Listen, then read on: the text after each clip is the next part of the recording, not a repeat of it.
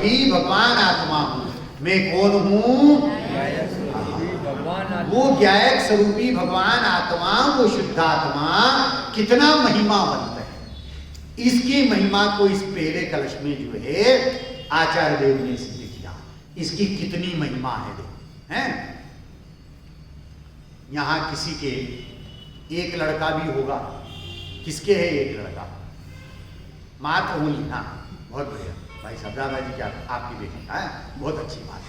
अब एक लड़का है और उस एक लड़के की हम कितनी सुरक्षा करते हैं भाई साहब। स्कूल से आने में यदि 15 मिनट लेट हो जाए तो हमें टेंशन हो जाता है, मम्मी को टेंशन हो जाता है, पापा को। अरे रोजाना तो इस समय आ जाता था, थोड़ा सा हल्का सा सर्दी जुकाम हो जाए तो अरे कहीं कोरोना नहीं हो जाए हैं, इसलिए पूरा इलाज करवाते हैं। हर तरह से उस एक बालक की जो है सुरक्षा करते हैं। और वो एक बालक जब बड़ा होने लगता है और स्कूल जाने लगता है तो कैसी शिक्षा दिलाते हैं उसको? एकदम बढ़िया से बढ़िया हाई स्कूल हो, नंबर 1 का, वहां उसे एडमिशन दिलाते हैं और इतना खर्च करते हैं कि ये जो है जीवन में सफल और बहुत बड़ा आदमी। सारा समर्पण उस एक लड़के के प्रति चलता रहता है। अब वो लड़का बड़ा हो जाता है और IAS RSIS की वो कोचिंग करता है और RSIS की कोचिंग करते हुए जब परीक्षा फाइट करता है और 5 लाख लड़के उस परीक्षा में बैठे।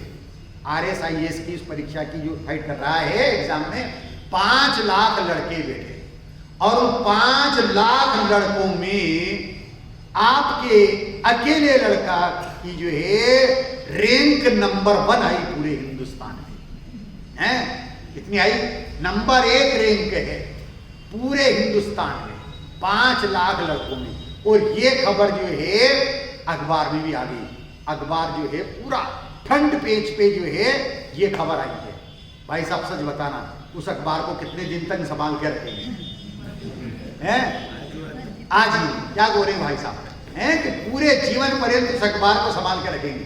और जब भी कोई परिचयकार आएगा, नया व्यक्ति आएगा, रिश्तेदार आएगा, सबसे पहले उस अखबार को बताएंगे, देखो हमारे लड़के की नंबर 1 रैंक आई है, 5 लाख लड़कों में से एक इसने फाइट किया, नंबर 1 रैंक आई है।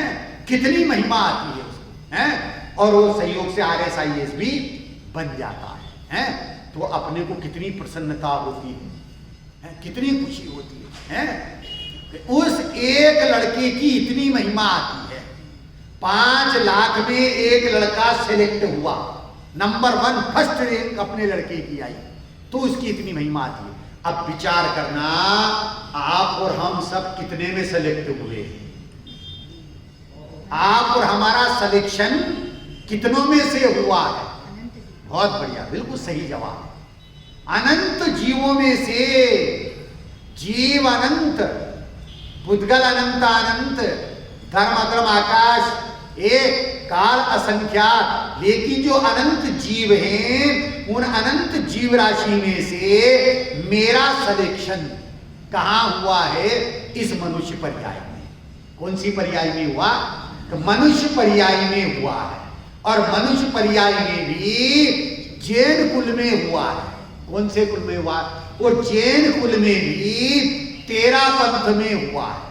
और 13 पंथ में भी मुझे वीतरागी देवशास गुरु का समागम मिला है।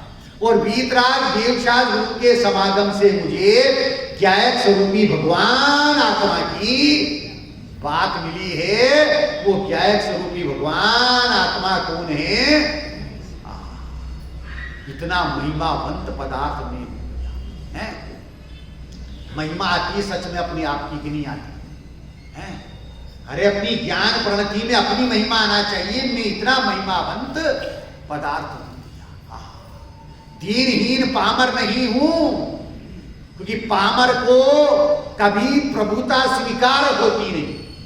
पामर कभी प्रभु बनता नहीं, और प्रभुता जिसे स्वीकार हो वो कभी पामर रहता नहीं। ये तो प्रभु बनने का मार्ग है। कहने में ऐसा आता प्रभु बनने का मार्ग है, पर वास्तव में तो मैं बना बनाया प्रभु ही हूं। क्या कह रहे, स्वभाव से कैसा हूं मैं कि प्रभु स्वरूप। ऐसे निज प्रभु की शुद्धात्मा की ज्ञायक स्वरूपी भगवान आत्मा की महिमा पहले कलश में बताई। दूसरे कलश में जो है, अब इस पहले कलश में ज्ञायक स्वरूपी भगवान आत्मा की महिमा बताते हुए इष्ट देव की महिमा को सिद्ध किया है कि मेरा इष्ट देव कौन सा है, तो वो समय सारूप शुद्ध आत्मा है। तो देव की स्तुति करी। दूसरे कलश में सरस्वती की स्तुति करी। सरस्वती किसको सिद्ध किया है, भैया ने भी लिया था, है सुधर्म जी ने, कि सम्यक ज्ञान रूपी सरस्वती ही सच्ची सरस्वती है। श्रुत ज्ञान, केवल ज्ञान और वाणी अर्थात ब्रह्म, इसको सरस्वती सिद्ध करते हुए उस सरस्वती को वंदन किया। और तीसरे कलश में अमृतचंद्राचार्य देव ने आत्मख्याति नाम की टीका लिखने की प्रतिज्ञा करते हुए उसका फल चाहा। क्या तीसरे कलश में आत्मख्याति नाम की टीका लिखते हुए उसका फल चाहा है कि मेरी परिणति में मुझे परिपूर्ण शुद्धता प्राप्त हो। है अभी अशुद्धता है सुधर्म भाई, अमृतचंद्राचार्य देव की परिणति में अशुद्धता है। तीसरे कलश में वो स्वयं कह रहे हैं अशुद्धता है। अभी स्वंजनन कषाय का जितना उदय है उसके उदय में परिणति में अशुद्धता है। तो उस अशुद्धता का भी अभाव करने के लिए आत्मख्याति नाम की टीका लिख करके अपनी परिणति में आत्मा की प्रसिद्धि करते हुए परिपूर्ण शुद्ध दशा चाहते हैं। ऐसी प्रतिज्ञा तीसरे कलश में करें। और उसके पश्चात जो पहली गाथा है, उस पहली गाथा में अनंत सिद्धों को अपने हृदय रूपी ठोने पर स्थापित किया। कहां स्थापित किया, किस जगह स्थापना की, अपने हृदय रूपी ठोने पर भाव रूप से और द्रव्य रूप से अनंत सिद्धों को नमन किया है। तो भाव रूप से कैसे किया, अपनी जो ज्ञान परिणति है उस ज्ञान पर्याय को त्रिकाली ध्रुव के सन्मुख किया और सन्मुख करते हुए पर्याय उसमें स्थिर हो गई। और स्थिर होने पर जो शुद्धता वीतराग दशा प्रकट हुई है, बस इसका नाम अनंत सिद्धों को भाव नमस्कार है। अनंत सिद्धों को भाव रूप से नमस्कार किया और द्रव्य रूप से अनंत सिद्धों के स्वरूप का विचार आना, विकल्प उठना, उसका नाम द्रव्य नमस्कार है। अनंत सिद्ध हुए हैं, उनके स्वरूप का विचार आना, विकल्प उठना, ये द्रव्य नमस्कार। तो पहली गाथा में ऐसे द्रव्य और भाव रूप से अनंत सिद्धों को नमन करते हुए समय सार प्राव्रत को कहने की प्रतिज्ञा है। और किनके अनुसार, केवली और शुद्ध केवली के अनुसार। समय सार प्राव्रत को भी कह रहे हैं, किसके अनुसार, जो केवली हैं उनने जो कहा है उनका अनुसरण करते हुए मैं समय प्राव्रत को कहने की जो है उन्होंने प्रतिज्ञा करी। जब पहली गाथा में प्रतिज्ञा करी तो शिष्य के शंका पैदा हो गई, प्रश्न खड़ा हो गया कि वो समय क्या है। इस शंका में दूसरी गाथा का उत्पाद हुआ, दूसरी गाथा उत्पन्न हुई और उसमें इस समय शब्द के अर्थ को सिद्ध किया है कि जो अपने ज्ञान दर्शन चारित्र में स्थित है वो स्वसमय है, और उसको छोड़ करके रागादिक में स्थित है वो पर समय है। ऐसे इस दूसरी गाथा में स्वसमय और पर समय का विश्लेषण किया। और समय का विश्लेषण तो अनेक प्रकार से अपन ने किया है कि समय का मतलब मत भी होता है, सिद्धांत भी होता है, शब्द समय, अर्थ समय, ज्ञान समय होता है, मत सिद्धांत काल भी होता है। और गुरुदेव श्री ने कारण समय और कार्य समय सिद्ध किया है, यहाँ स्व समय और पर समय सिद्ध किया। जब स्व समय पर समय पना सिद्ध कर दिया तो आचार्य देव को ये द्वैत पना नहीं सुहाया। ध्यान से सुनना, समझने की कोशिश करना होगा, है जिसका मंगलाचरण इतना अपूर्व, गंभीर और मार्मिक है, वो ग्रंथ कितना महान होगा। कितना गंभीर होगा। आद्योपांत इसका स्वाध्याय किया जाए तो इसकी महिमा परिणति में प्रकट हुए बिना रहे नहीं। तो यहां ये कह रहे कि द्वैतपना नहीं सुहाया। दूसरी गाथा में स्व समय पर समय का जो भेद किया वो द्वैतपना आचार्य देव को नहीं सुहाया। तो तीसरी गाथा में इसका समाधान करते हुए तीसरी गाथा का उत्पाद हुआ और तीसरी गाथा के माध्यम से यह सिद्ध किया कि समय की द्विधता में बाधा है। समय के जो दो भेद किए इसमें बाधा है। उस बाधा का निराकरण करने के लिए तीसरी गाथा का उत्पाद हुआ जो महान दार्शनिक गाथा है। आचार्य देव क्या सिद्ध कर रहे हैं कि ये दार्शनिक गाथा है।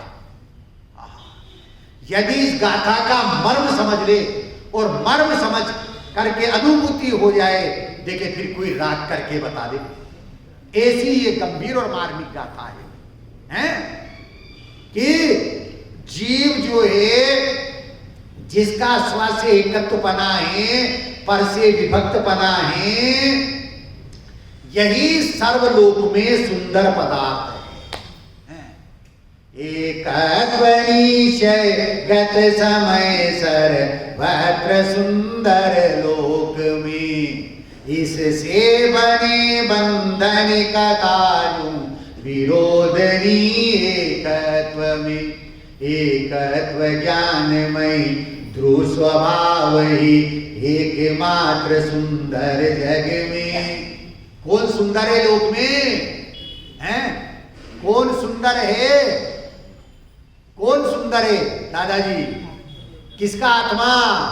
मेरा ज्ञायक स्वरूपी भगवान आत्मा, जिसका स्व से एकत्वपना है, पर से विभक्तपना है, ऐसा एकत्व विभक्त आत्मा ही इस लोक में सर्वत्र सुंदर है।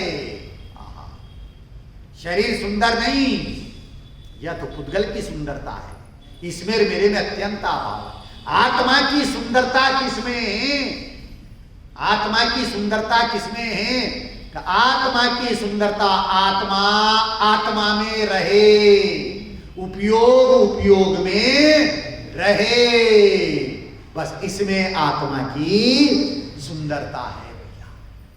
इसमें सुंदरता, आत्मा आत्मा में रहे, बस इसमें सुंदर। तो ऐसा एकत्व विभक्त आत्मा सर्वलोक में सुंदर पदार्थ है। अब इसके साथ कर्म बंध की कथा करना। आत्मा कर्म से बंधा हुआ तो है ना, कर्म सुखी दुखी करते तो है ना, सम्यक दर्शन होगा तो कर्म का उपशम स्वयोपशम तो होगा ना, है? गुरुदेव श्री से प्रश्न किया था, आता है गुरुदेव श्री से प्रश्न किया था एक मुमुक्षु भाई ने कि गुरुदेव 11वें गुणस्थान में से जीव गिरता है ना? क्या प्रश्न किया डॉक्टर साहब? 11वें गुणस्थान से जीव गिरता है ना? तो गुरुदेव श्री ने क्या कहा? बहुत सुंदर जवाब दिया कि तुझे गिरना नजर आ रहा है? तुझे गिरना नजर आ रहा है, इसका मतलब तेरा संसार अभी बहुत बाकी है। अरे गिरना नजर क्यों आवे? मेरा तो ऊर्ध्व स्वभाव है। पुरुषार्थ तो ऐसा करें कि अप्रमत्त दशा में शपक्षेणी मांड करके 12वें गुणस्थान से पार केवल ज्ञान को प्राप्त कर ले। गिरना क्यों नजर आ रहा है तुझे? कर्म बंध क्यों नजर आ रहा है कि सम्यक दर्शन होगा तो कर्म का उपशम क्षयोपशम क्षय होगा कि नहीं होगा? अरे तेरी दृष्टि कर्म के ऊपर क्यों है? तू तो तेरी दृष्टि स्वभाव के ऊपर रख है। पहले घरों में चूल्हे जलते थे, चूल्हे जलते थे, कहने का व्यवहार है, जलती लकड़ी थी, चूल्हा कभी नहीं जला। अभिप्राय समझना भैया, भाव समझना है। कथन पद्धति अलग होती है, अर्थ पद्धति अलग होती है। पिता ने पुत्र से कहा बेटा जा मम्मी को बुला करके ला। किसको बुला के लाना है? अब वो किसकी मम्मी को बुला के लाए? पापा की मम्मी को। किसकी मम्मी को बुला के लाए? हाँ, कहा तो क्या था बेटा मम्मी को बुला के ला, लेकिन पुत्र समझदार है, समझ गया है, वो अपनी स्वयं की मम्मी को बुला के लाता हैं? माँ बेटे से परेशान हो गई और माँ कहती है, करे तू कैसा कपूत पैदा हुआ है, होते ही मर जाता तो बढ़िया था। हैं? अब वो लड़का कहेगा, माँ मैं कुएं में कूदने जा रहा हूं। सबसे पहले पकड़ने के लिए कौन दौड़ेगा? दादाजी, कौन दौड़ेगा? तो कहा क्यों था होते ही मर जाता तो? अरे कथन पद्धति ऐसी है, लेकिन भाव उसका भिन्न है भाई, अलग है, उसका भाव अलग है। पिता ने पुत्र से कहा, बेटा पिक्चर मत देखा करो, बहुत बुरी आदत है। ये शोभा नहीं देता है। पुत्र नहीं माना, पिक्चर देखने के लिए गया और रात को 12 बजे लौट करके आया तो कुंडी खटखटाई। पिताजी ने फाटक खोले और बेटा कहाँ से आ रहे हो? तो पिताजी पिक्चर देख के आ रहा हूं। पिताजी ने जेब में से 100 रुपए का नोट निकाला। शाबाश बेटा, जाओ एक शो और देख करके आओ। वो कहता है कान पकड़ के, पापा आई एम सॉरी, अब नहीं जाऊंगा। क्यों? पापा ने कहा तू सॉरी कर। कथन पद्धति ऐसी है, लेकिन अर्थ क्या है? कथन पद्धति ये है कि जिन मंदिर आने से, पूजा पाठ करने से, स्वाध्याय सुनने से और भगवान का दर्शन करने से मोक्ष होगा, कथन पद्धति ये। लेकिन अर्थ क्या है? भाव पकड़ना है। किसको पकड़ना है? भाव पकड़ना है। मंदिर आने का, जिन दर्शन का परिणाम शुभ भाव है, और शुभ भाव से मोक्ष नहीं होता। तो फिर ऐसा कहा क्यों है? अशुभ से बचने के लिए ऐसा कहा। और यहां आकर के जिन दर्शन करे और जिन दर्शन करते हुए निज का दर्शन हो जाए, और निज का दर्शन करते हुए परिणति में ऐसी निज की महिमा आवे कि परिणति उस ज्ञायक स्वभाव में समा जाए, और ऐसी समावे कि अंतर मुहूर्त के लिए बाहर नहीं आवे, तो केवल ज्ञान को ले ले और मोक्ष प्राप्त कर। कहां आने से मोक्ष हुआ भाई साहब? कहां आने से मोक्ष हुआ? मंदिर आने से। कहना अपराध नहीं है। क्या कहा? कहना अपराध नहीं है, मानना अपराध है। कहना सम्यक ज्ञान है, क्योंकि नई वाणी में और ज्ञान में हो सम्यक ज्ञान। परंतु ऐसा ही मान लिया कि मंदिर आने से मोक्ष होगा, आचार्य देव कहते मिथ्यात्व है। फिर कहा ही क्यों? जब मिथ्यात्व है तो कहा ही क्यों? ये कथन पद्धति ऐसी है, बाकी अर्थ पद्धति उसकी अलग है कि सम्यक दर्शन होगा तो उस समय कर्म का उपशम क्षयोपशम क्षय होगा, पर तेरी दृष्टि कर्म के ऊपर नहीं होना चाहिए, तेरी दृष्टि स्वभाव के ऊपर होना चाहिए। कर्म तो निमित्त है, सद्भाव रूप निमित्त या अभाव रूप निमित्त है, लेकिन कर्म के ऊपर दृष्टि नहीं। कर्म बंध की कथा करना ये भी संवाद करने वाली है, संवाद बढ़ाने वाली है। अब चौथी गाथा में ये सिद्ध किया है कि उस एकत भक्त आत्मा की प्राप्ति असुलभ है। क्यों असुलभ है? कारण क्या है? तो हेतु दिया इसमें कि इस जीव ने नहीं, मैंने, किसने?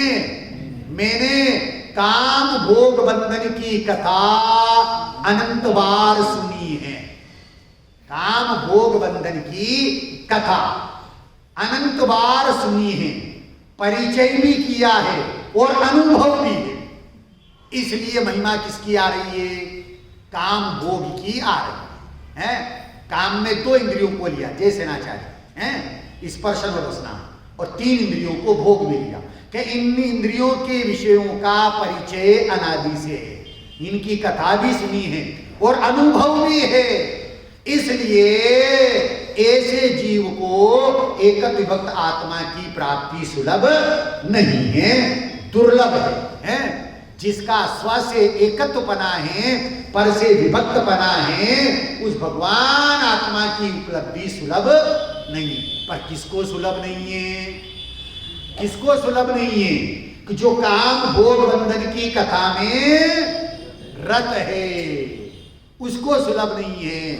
और जिसने भेद ज्ञान के बल से भेद ज्ञान की अपूर्ण कला के माध्यम से स्व पर का भेद जान लिया है, उसने स्व को स्व जान करके स्व का अवलंबन लिया है, तो पर अपने आप छूट गया है। ऐसे जीव को इसकी उपलब्धि सुलभ है। तो उस ऐसे एकक भक्त आत्मा की महिमा और वैभव को बताते हैं। किसको बताते हैं? किसकी महिमा को, किसके वैभव को बताते हैं? भाई साहब सही जवाब देना है। हम आपके घर पे आए और आपका जो है बहुत बड़ा फ्लैट है और पूरे बेलगांव में नंबर 1 है। हमारे आपके घर पे आने पर जो है आप किस चीज को दिखाएंगे सबसे पहले? जवाब दो। हैं?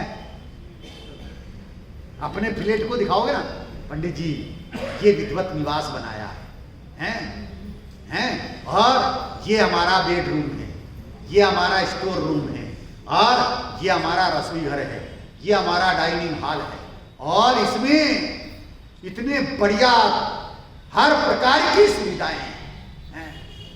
किसकी महिमा आ रही है? किसकी महिमा आ रही है? जड़ की महिमा आ रही है। और यहां क्या कहा है समय साधि में? यदि तुझे जड़ की महिमा आती है तो तू जड़ हो जाएगा। दादाजी किसकी महिमा आना चाहिए? चेतन की। हाँ, मैं कौन हूं? मैं कौन हूं? हाँ भैया, जय स्वरूपी भगवान आत्मा की महिमा आना चाहिए। जड़ की महिमा आ रही है, अनादि से जड़ की महिमा आ रही है, तो तू जड़ हो जाएगा। और यदि चेतन की महिमा आएगी तो परिणति शुद्ध होकर के मोक्ष मार्ग को प्रकट करके सिद्धालय को प्राप्त कर लेगी। ऐसा चेतन ज्ञायक स्वरूपी भगवान आत्मा जो महिमावंत है, उसकी महिमा को यहाँ आचार्य देव बतला रहे हैं 5वीं गाथा के माध्यम से। तमएयत विहतम दाएहम अपनो सविहवेण यदि दाए जपमाणं चुक्के छलं न दे तवं दर्शाऊं एक विभक्त को आत्मा तनि निज विभव से दर्शाऊं तो करना प्रमाण न छल ग्रह छल ना बनी दर्शाऊं एक विभक्त को। किसको दिखा रहे हैं डॉक्टर साहब? कुंद आचार्य देव, अमृत चंद्राचार्य देव किसको दिखा रहे हैं? ज्ञायक को दिखा रहे हैं, आत्मा को दिखा रहे हैं। हमें मत देखना। क्या कह रहे हैं दादाजी? हमें मत देखना, ये नग्नत्वपना है, साथ में पीछी कमंडल है, इन्हें मत देखना। ये है सो मैं नहीं, और जो मैं हूं उसमें इनका प्रवेश नहीं। क्या कहा है? ये है सो मैं नहीं, बाहर में नग्नत्वपना है, मुनिपना है, 28 मूलगुण का अखंडित पालन हो रहा है। आचार्य देव उसको नहीं दिखा रहे हैं। पास में पीछी कमंडल है, उसे नहीं दिखा रहे हैं। ये तो सारा पुद्गल का वैभव है, ये मेरा वैभव नहीं है। वो तो किसके वैभव को दिखा रहे हैं? आत्मा के वैभव को। तो आत्मा में ऐसा क्या वैभव है? जैसे चक्रवर्ती होता है, ध्यान से सुनना। चक्रवर्ती 6 खंड का अधिपति होता है। किसका अधिपति होता है? 6 खंड का। किनको लगता है ये? जिनकी पर्याय दृष्टि है उनको। हाँ, यहां तो दोनों अस्थि नास्ति साथ में लेना है। क्या कह रहे?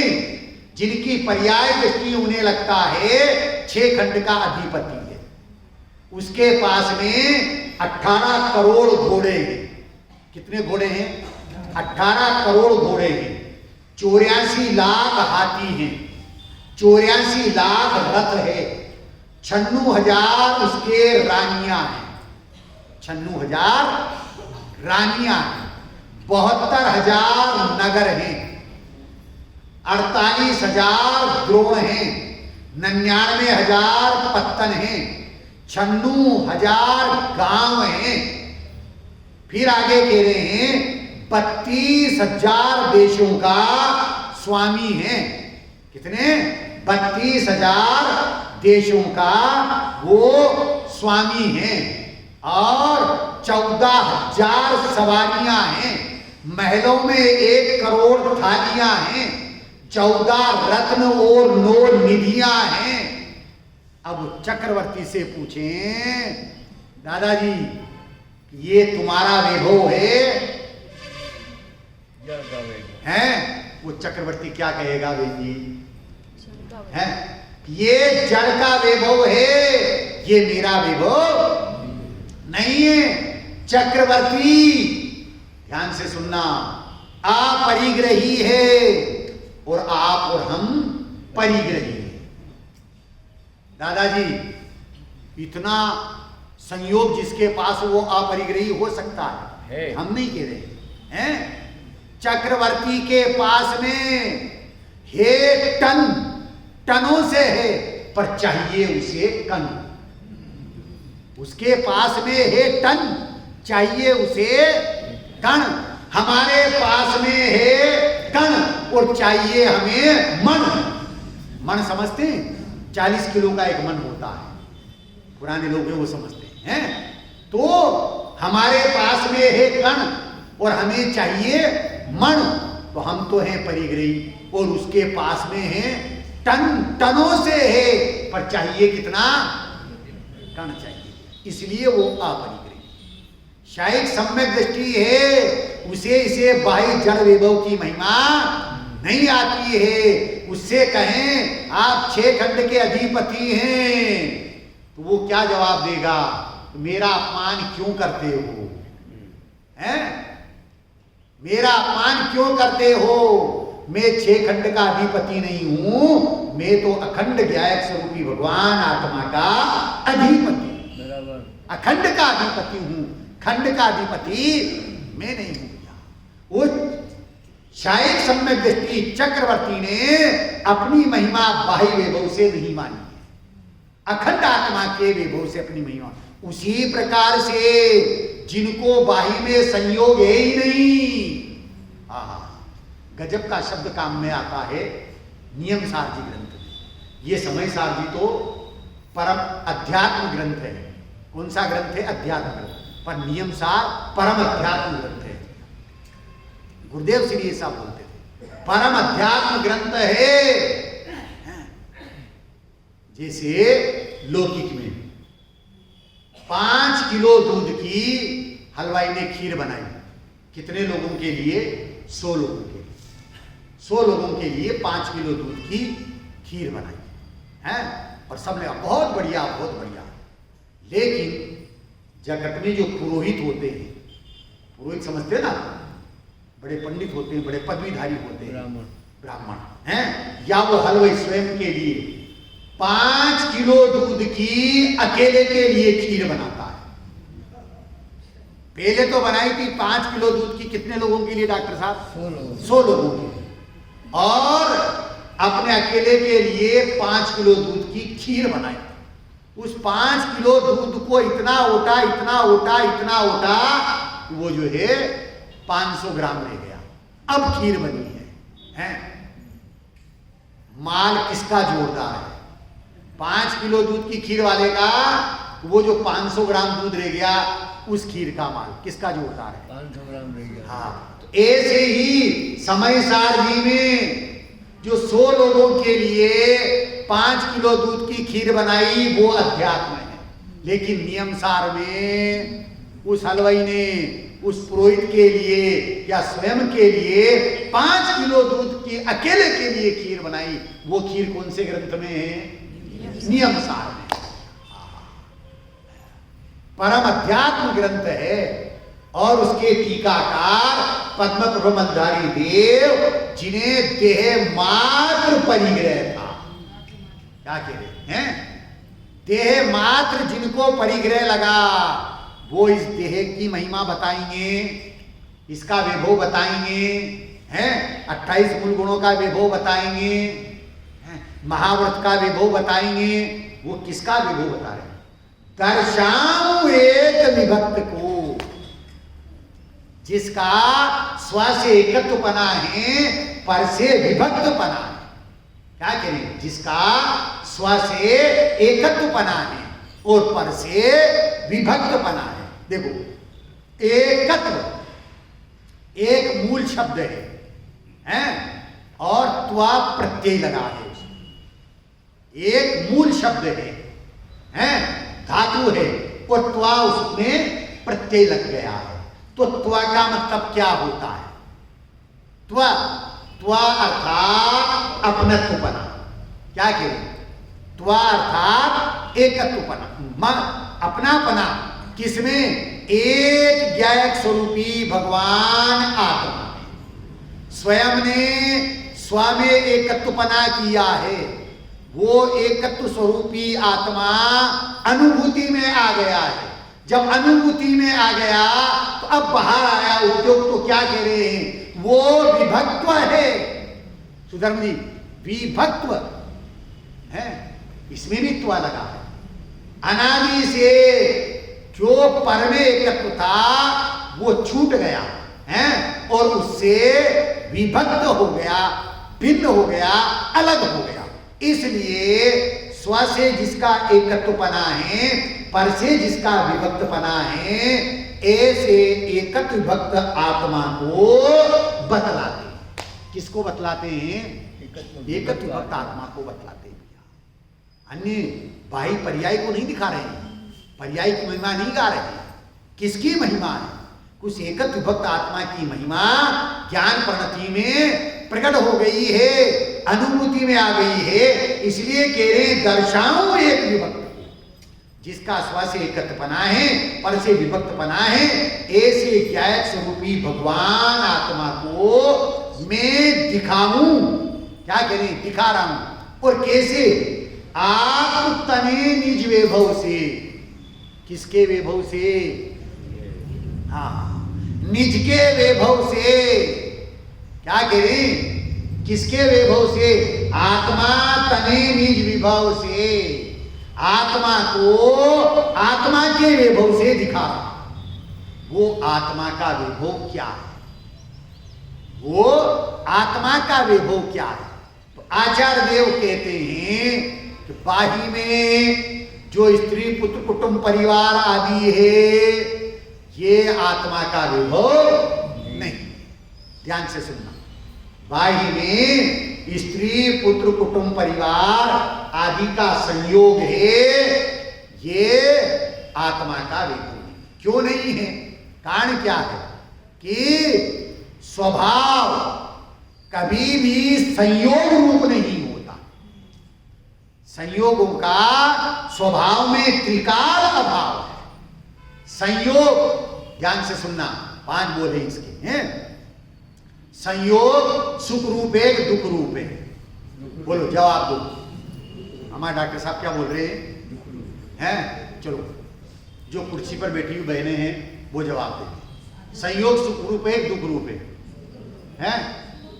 दुख रूप है। अच्छा, चलो भाइयों में से जवाब दो। संयोग सुख रूप है, दुख रूप है? हाँ, क्या बात है, बहुत बढ़िया, बिल्कुल सही बात है। संयोग ना सुख रूप है ना दुख रूप है, पर है, विभक्त है। संयोग ना सुख रूप है ना दुख रूप है, क्योंकि ना उनमें सुख है ना उनमें दुख है। ये परिणाम, ये भाव उनमें है ही नहीं। इष्ट अनिष्ट पने का भाव तो जीव की पर्याय में होता है, उनके निमित्त से। तो उनमें कहां है? संयोग ना सुख रूप है ना दुख रूप है। तो अब जब संयोग ना सुख रूप है ना दुख रूप है, तो वो संयोग हेय है, ज्ञेय है का उपादेय है। संयोग कैसे है? हेय है, ज्ञेय है का उपादेय कैसे है? क्या बोला? जोर से बोलो थोड़ा। ज्ञेय है, बहुत बढ़िया। हैं, मैंने हे ही सुनिया, क्या हे ही नहीं है, क्योंकि जीव में तो त्यागोपादान शून्यत्व शक्ति है, उसके कारण से ज्ञेय को ग्रहण करना उसका स्वभाव ही नहीं, तो हे कैसे होंगे कि ज्ञान के ज्ञेय, किसके ज्ञेय, ज्ञान के ज्ञेय बने हैं, ये कथन भी निमित्त का है, व्यवहार का है, मर्म को समझना भाई हैं, ये कथन भी निमित्त की तरफ का है, व्यवहार का है, संयोग का ज्ञान कराने के लिए से का ज्ञान का ज्ञेय है, वास्तव में ज्ञेय ज्ञेय में है और ज्ञायक ज्ञायक में है। रमेश भाई आप 4 व्हीलर चलाते ना हैं, ड्राइविंग करते हैं, और जब स्टीयरिंग घुमाते रहते हैं और साइड में कांच लगा हुआ है, उस कांच में कई दृश्य आप झलकते हैं, सब दिखाई देता है, और देवांगना, तुम स्वर्ग की देवांगना भी उस कांच में झलक जाए, दिखा जाए, आप क्या करेंगे, क्या करेंगे हैं? दृष्टि सामने रखेंगे कांच के ऊपर हैं, सामने स्टीयरिंग उपयोग, स्टीयरिंग और सामने कि कांच में देवांगना झलक रही है ना, झलकने दो, उसका उसमें प्रवेश नहीं है, उसका उसमें प्रवेश, कि इतना सुंदर ज्ञेय है तो होने दो, वो सुंदर नहीं है, सुंदर कौन है, एकत्व विभक्त आत्मा सुंदर है, आत्मा का निज वैभव, ये संयोग न सुख रूप है न दुख रूप है, ये ओनली ज्ञान के ज्ञेय। अब ये संयोग कौन सा द्रव्य है, जीव द्रव्य है कि पुद्गल द्रव्य है, धर्म अधर्म आकाश, कौन सा द्रव्य है संयोग, पुद्गल द्रव्य, बहुत बढ़िया, बिल्कुल सही जवाब, ये पुद्गल द्रव्य है। अब 7 तत्वों में से संयोग कौन सा तत्व है, बहुत बढ़िया, सही जवाब, अजीव तत्व है, ये संयोग अजीव तत्व है।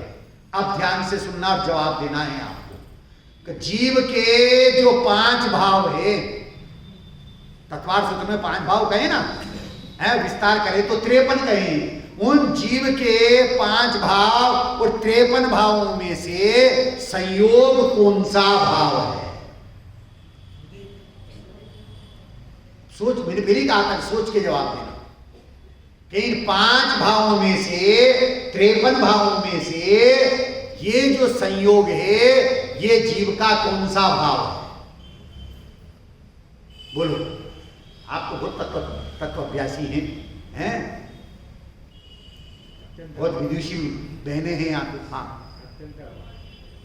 अत्यंत अभाव मतलब बिल्कुल आपका जवाब 100% सही है, अत्यंत अभाव, इससे क्या सिद्ध हो रहा है कि ये जीव का कौन सा भाव है, संयोग है, ओदयी। अब आपने ये जवाब दे करके 5 मिनट की एक चर्चा और बढ़ा दी, संयोग जीव का कोई सही भाव नहीं है। जब बाबूजी ने बोला अत्यंता भाव है मेरे में, संयोग में अत्यंता भाव है, तो ये मेरा भाव कैसे होगा, ये तो जड़ अचेतन है, पुद्गल है, जीव का कोई सही भाव नहीं है। 5 भाव, औपशमिक भाव, क्षयिक भाव, क्षयोपशमिक भाव, उदैहिक भाव, पारणामिक भाव। अब आपने जो बहन ने बोला उदैहिक भाव, ये उदैहिक भाव तो उस पुद्गल के निमित्त से होने वाला विभाव भाव है, वो पुद्गल का नहीं है, वो किसका है कि जीव की पर्याय में हुआ, इसलिए जीव का है, परंतु विभाव भाव। अब ये संयोगी भाव कहलाता है, कौन सा भाव कहलाता है, जीव के संयोग, ये संयोगी भाव सुख रूप है दुख रूप है, संयोगी भाव है दुख रूप है, बहुत बढ़िया, बिल्कुल सही जवाब, संयोग आकुलता रूप है, दुख का कारण है, राग द्वेष मोह का परिणाम ये दुख रूप है, संयोगी भाव दुख रूप है। अब ये है उपादेय है, बहुत बढ़िया, बिल्कुल है, और जीवादि जो 6 द्रव्य हैं, इन 6 द्रव्यों में ये संयोगी भाव कौन सा द्रव्य है? जीव, पुद्गल, धर्म, अधर्म, आकाश काल, 6 द्रव्यों में ये संयोगी भाव कौन सा द्रव्य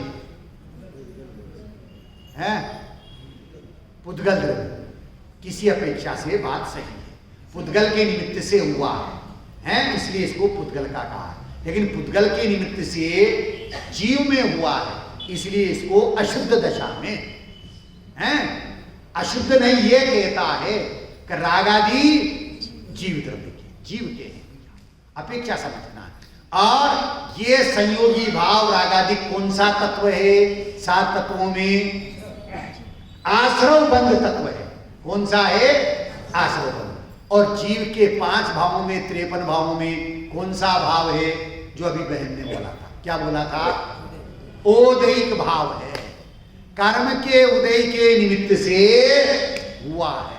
कमजोरी स्वयं की रही और कर्म का उदय उसमें निमित्त कहलाया। परंतु यहां तो स्वभाव की बात है। आत्मा तने निज विभव से स्वभाव सुख रूप है, दुख रूप है, सुख रूप है। स्वभाव यही है, यही है, उपादेय है, सर्वथा उपादेय है। ये स्वभाव कौन सा द्रव्य है? समय रूप में जीव द्रव्य है। और तत्व में कौन सा तत्व है? जीव तत्व है। और 5 भावों में ये स्वभाव कौन सा भाव है? बहुत बढ़िया, परम पारणामिक भाव है। कौन सा भाव है? ऐसे परम पारणामिक भाव निज आत्मा के उस वैभव को यहाँ आचार्य देव बतला रहे हैं। बतलाने का परिणाम ध्यान से सुनना, शुभ परिणाम है, शुभ भाव है। बताने का परिणाम शुभ भाव है। और वो शुभ भाव कैसा है? वो दैहिक भाव है, आकुलता रूप है। परंतु स्वभाव में नहीं रह पा रहे, इसलिए बताने का परिणाम है। क्यों बता रहे हैं? लड़की की शादी हो गई है हमारे इधर मालवा में, आगर गांव में। वहां जो है एक राजपूत लड़की की शादी हुई। और शादी हुई तो शादी के बाद वो ससुराल गई। तो ससुराल से कब निकली, कब आई, ससुराल से कब बाहर आई? डॉक्टर साहब, जब उसकी देह छूटी, गई खड़ी थी और निकली। मेरा घर तो बस केवल ओनली ससुराल है। ऐसे ही ज्ञानियों का निज घर वो कौन सा है? कि शुद्धात्मा है। बस उसमें ही वो रहते हैं। और उपयोग बाहर आया तो उस उपयोग की बहिर्मुख दशा में उस शुद्धात्मा के वैभव को बतलाते। लड़की की शादी कर दी, ससुराल भेज दिया। अब ससुराल से आती है तो कहाँ आती है? कहाँ आती है? पीहर आएगी, उसमें क्या दिक्कत है? लेकिन पीहर में आने पर उसे पीहर में सुहाएगा नहीं? सुहाएगा, अच्छा नहीं लगेगा।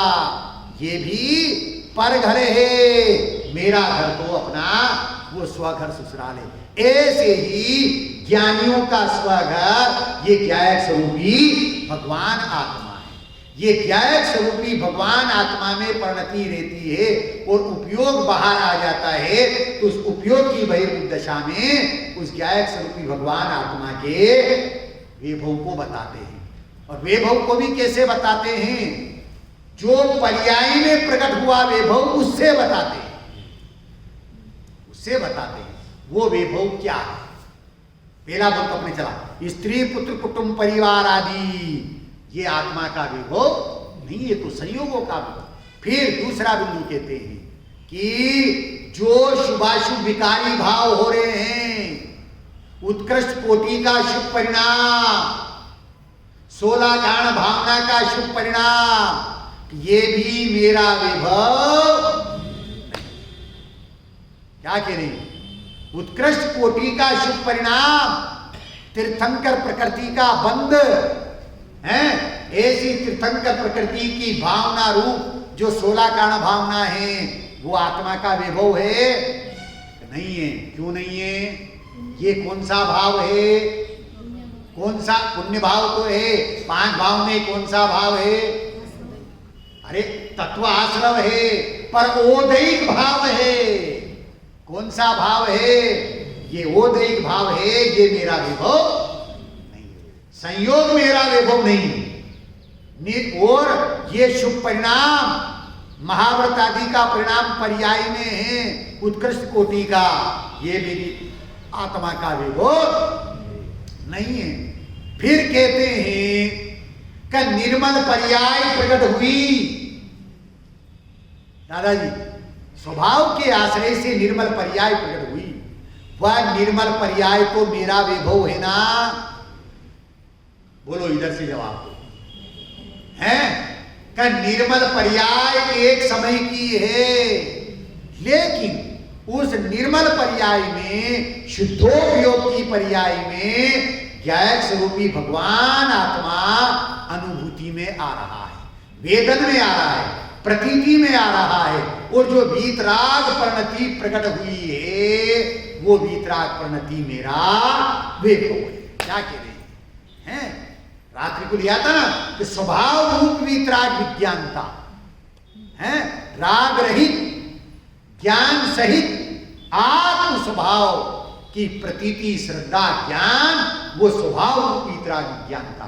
उस स्वभाव रूप वीतराग विज्ञानता के आश्रय से पर्याय रूप वीतराग विज्ञानता प्रकट हुई है। वो पर्याय रूप वीतराग विज्ञानता इस निज वैभव को दिखाती है। किसको दिखाती है? किसके वैभव को? अपने को नहीं, अपने को नहीं। निर्मल पर्याय अपना स्वयं वैभव प्रकट नहीं करती है। किसका वैभव दिखाती है? एकत्व विभक्त आत्मा का, ज्ञायक स्वरूपी भगवान आत्मा का वैभव वो पर्याय दिखाती है। लेकिन क्या कह रहे हैं आचार्य देव? दिखाऊं तो करना प्रमाण। ये दोहरी बात क्यों करी दादाजी? हैं? ये दोहरी बात क्यों करी? अभी तो कह रहे थे दिखाऊं, दर्शाऊं, और अभी यही दर्शाऊं तो करना प्रमाण, दिखा दूं तो प्रमाण कर लेना, और नहीं दिखा पाऊं तो छल ग्रहण मत कर। अब 2 अर्थ है इसके, ध्यान से उपयोग की स्थिरता रखते हुए सुनना है कि दिखाने का परिणाम आया। भाई साहब, दिखाने का परिणाम आया और परिणाम आ ही रहा था, और स्वरूप गुप्तता हो गई। कहां चले गए हैं? अरे आहार चर्या का परिणाम आया, लेकिन दिगंबर संत मुनिराज तो क्षण क्षण में अंतर्मुख हो सिद्धों से बातें करते हैं। क्षण क्षण में, एक एक समय में, अंतर मुहूर्त में यदि आत्मा का अनुभव नहीं होए तो 5वें गुणस्थान में आ जाए। 6 महीने में आत्मा का अनुभव नहीं होए तो 5वें गुणस्थान से 4थे में आ जाए। 15 दिन में आत्मा का अनुभव नहीं होए तो 5वें गुणस्थान में से 4थे गुणस्थान में आ जाए। और 6 महीने में भी यदि आत्मा का अनुभव नहीं होए तो पहले में आ जाए। तो दिगंबर संत मुनिराज को क्षण क्षण में अंतर्मुख हो सिद्धों से बातें दिखाने का परिणाम आया, बताने का परिणाम आया, परंतु बतावे उससे पहले ही परिणति स्वरूप में चली गई। तो कैसे दिखावे? इसलिए दर्शाऊं तो करना। दूसरी अपेक्षा, ये जिनवाणी अथा महासागर है, छंद अलंकार आदियों का अथा महाभंडार है। मात्रा, छंद, अलंकार, अक्षर, युक्ति आदि प्रकरणों में यदि कहीं चूक जाऊं, दोष लग जाए, तो वहां छल ग्रहण करने में सावधान मत होना। तो फिर क्या करना? फिर क्या करना? तो उसके लिए आचार्य देव कहते हैं कि तेने जो आगम का सेवन किया, युक्ति का अवलंबन लिया, पर अपर गुरु का उपदेश सुना, परंतु ये सब गौण करके अपने स्वसंवेदन से उस आत्मा के विभव को प्राप्त कर लेना। कैसे करना? स्वसंवेदन से मुख्यता किसकी है? स्वसंवेदन ज्ञान की है। दर्शाऊं तो करना प्रमाण, मैं दिखा दूं तो प्रमाण कर लेना। और यदि चूक जाऊं, क्यों चूक जाऊं? या तो परिणति स्वरूप में चली जाए, या फिर ये छंद अलंकार मात्रा अक्षर युक्ति आदि हैं, इसमें कोई कमी आ जाए तो छल ग्रहण करने में सावधान मत होना। क्या करना?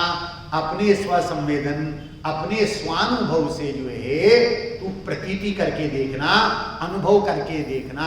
और ऐसा ही आत्मा अनुभूति में आ जाए तो उसकी सत्ता को स्वीकार कर। किसकी सत्ता को? किसकी सत्ता को? मैं कौन हूं? मैं कौन हूं? हाँ, ज्ञायक स्वरूपी भगवान आत्मा। ऐसी ज्ञायक स्वरूपी भगवान आत्मा के विभव को परिणति में प्रकट करना है। चूकने का, हाँ चूकने का यही तो है कि चूक जाऊं तो चूकने का मतलब ये है कि छंद अलंकार युक्ति अक्षर आदि प्रकरणों में कहीं कमी रह जाए। क्योंकि जिनवाणी तो अथाह महासागर है। और एक अर्थ चूकने का क्या है कि बताने का परिणाम आ रहा था, दिखाने का परिणाम आ रहा था, और दिखाते दिखाते परिणति स्वयं स्थिर हो गई। ये चूक गया ना, दिखाने से चूक गया। इसलिए दोनों में ही छल ग्रहण मत करना। छल ग्रहण दोष ग्रहण करने में सावधान मत होना। करे दिखा रहे थे और कोई कमी होगी इसलिए नहीं दिखा पाएंगे, ऐसा नहीं। अब क्या करना? अपने स्वसंवेदन से चिंता करेगा तो देह चिता में जलेगी। क्या करें? चिंता करेगा तो देह चिता में जलेगी, और चिंतन करेगा तो देह मुक्त हो जाएगा। आखिर चिंतन करेगा तो क्या हो जाएगा? देह मुक्त हो जाएगा। हैं? स्वरूप का चिंतन करते हुए वो चिंतन, वो विकल्प भी छूट जाए, टूट जाए और परिणति स्वयं स्थिर हो जाए तो अनंत सिद्धों में सम्मिलित हो जाएगा। कहां सम्मिलित हो जाएगा? अनंत सिद्धों में। और यदि उस एक विभक्त आत्मा की विराधना की तो अनंत आत्माओं का संयोग मिल जाएगा। क्या अंतर है दोनों कथनों में? दो कथन किए हैं। यदि स्वरूप की महिमा परिणति में आई और वो परिणति स्वरूप गुप्त हो गई तो अनंत सिद्धों में सम्मिलित हो जाएगा। कहां? सिद्धालय में। और यदि स्वरूप की विराधना की, हैं, स्वरूप की अवहेलना की, विराधना की, स्वरूप का तिरस्कार किया, ज्ञान परिणति में ज्ञायक की महिमा नहीं आई तो भी अनंत आत्माओं का संयोग मिल जाएगा। कहां? ये निगोध में दिया। स्वरूप आराधना का फल सिद्धों में सम्मिलित होना और स्वरूप विराधना का फल अनंत आत्माओं का संयोग प्राप्त होगा, निगोध में चला जाएगा। और मां कैसी दशा होगी? एक श्वास में 28 जन्म्यो मरियो हरियो। क्या कह रहे हैं? ऐसे आत्मा के विभव को जिसका स्व से एकत्व बना है, पर से विभक्त बना है, उस विभव को मैं निज आत्मा के विभव से दिखा रहा हूं। तो स्त्री पुत्र कुटुंब परिवार आदि ये आत्मा का विभव नहीं। राग रूप पर्याय वो आत्मा का विभव नहीं है। आत्मा के आश्रय से जो निर्मल परिणति प्रकट हुई है वो निर्मल परिणति भी मेरा विभव नहीं है। तो मेरा विभव क्या है? अनंत ज्ञानादि गुणों की निर्मल पर्याय प्रकट हुई और जो वीतराग दशा प्रकट हुई है वो वीतराग दशा मेरा विभव है। स्वसंवेदन के काल में, स्वानुभूति के काल में, परिणति में जो शुद्धता प्रकट हुई है, वीतराग दशा प्रकट हुई है, वो वीतराग दशा जो है मेरा विभव है। ऐसे विभव से आत्मा के विभव को अनुभव करके देखना। क्या कह रहे? ऐसे आत्मा के विभव को आत्मा के द्वारा ही अनुभव करके देखना, और तेरे अनुभव में ऐसा आत्मा आ जाए तो स्वीकार कर लेना, और नहीं आए तो छल ग्रहण मत करना भैया।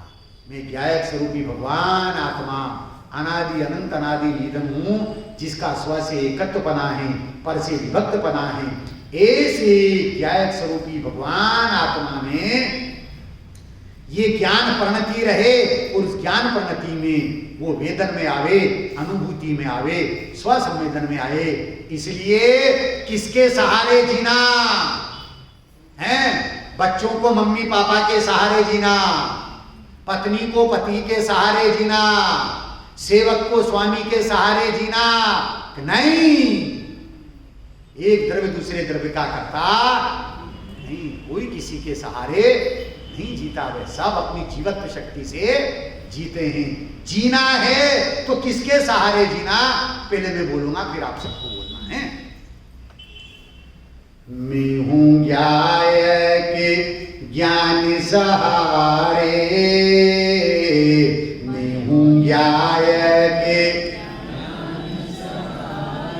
ओ मैं हूं ज्ञायक ज्ञान सहारे,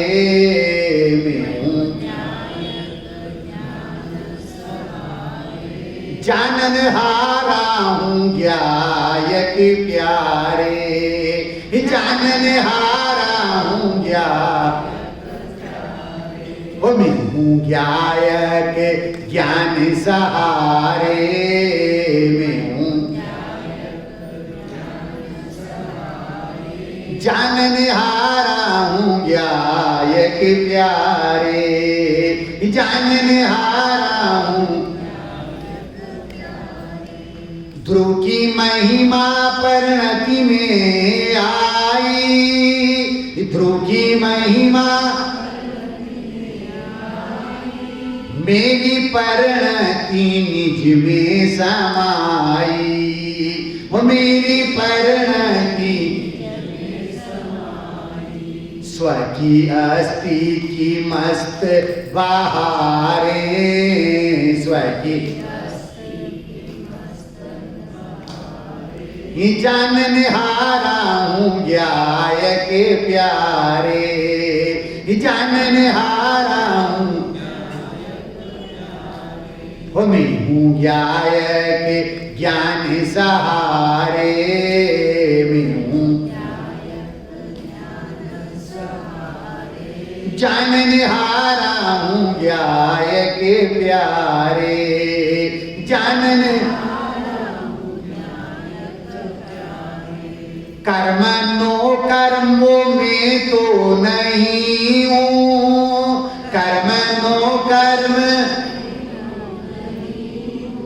राग द्वेषी भाव कर्म भी नहीं हूँ, राग द्वेषी भाव कर्म भी नहीं हूँ। चेतो चेतन सद्गुरु समझाए, चेतो चेतन जानन हारा हूं ज्ञायक प्यारे, जानन हारा हो मैं हूं ज्ञायक ज्ञान सहारे, मैं हूं जानन हारा हूं ज्ञायक प्यारे, जानन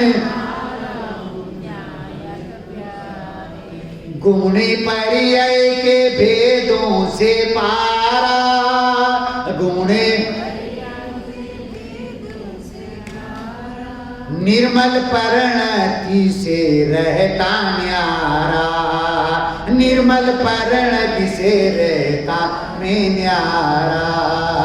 ध्रुव ज्ञायक अचल ब्रह्म प्यारे, ध्रुव ज्ञायक अचल ब्रह्म प्यारे, जानन हारा हूं ज्ञायक प्यारे, जानन हारा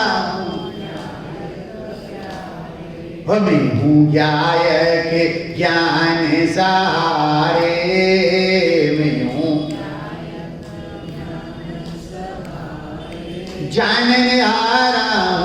ध्याय के प्यारे, जानन हारा हूँ मुक्ति पर्याय में जिनने पाई, मुक्ति ज्ञायक आश्रय उसी में समाई,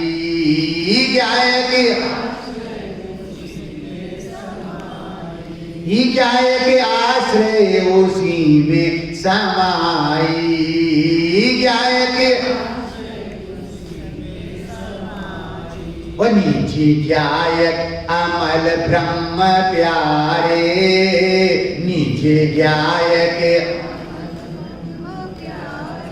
जानन हारा हूँ ज्ञायक प्यारे, जानन हारा हूँ ज्ञायक, वो मैं हूँ ज्ञायक ज्ञान सारे, मैं हूँ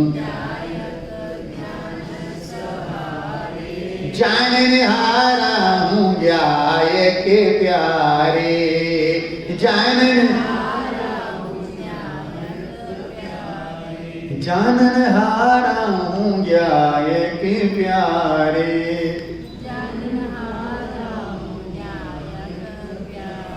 सभी जीव अपनी ज्ञान परिणति में उस जाननहार स्वभाव को दृष्टि का विषय बनाएं, श्रद्धा का श्रद्धेय बनाएं, ज्ञान का ध्येय बनाएं, ज्ञान का ध्येय बनाएं, चारित्र की चर्या का विषय बना करके अपनी परिणति में वीतराग दशा को प्रकट करें, सुख दशा को प्रकट करें, मोक्ष दशा को प्रकट करें। ऐसी मंगलमय भावना के साथ में अभी की बात को विराम दें।